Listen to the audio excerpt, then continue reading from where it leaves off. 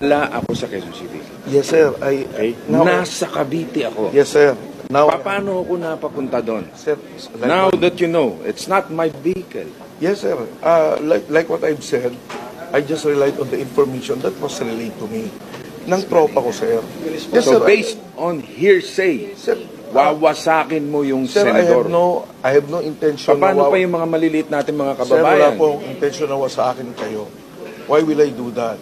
Bakit mo binanggit yung pangalan ko Sir, sa media? yun po, Sana nakakaradyo po ako. bine-verify niyo muna. Sir, that's Hindi, what I binanggit did. mo sa radio eh. That's what I... Sir, di po ako Narinig ko in-interview na sinabi ko po na nandun kayo. Wala po akong binanggit na gano'n.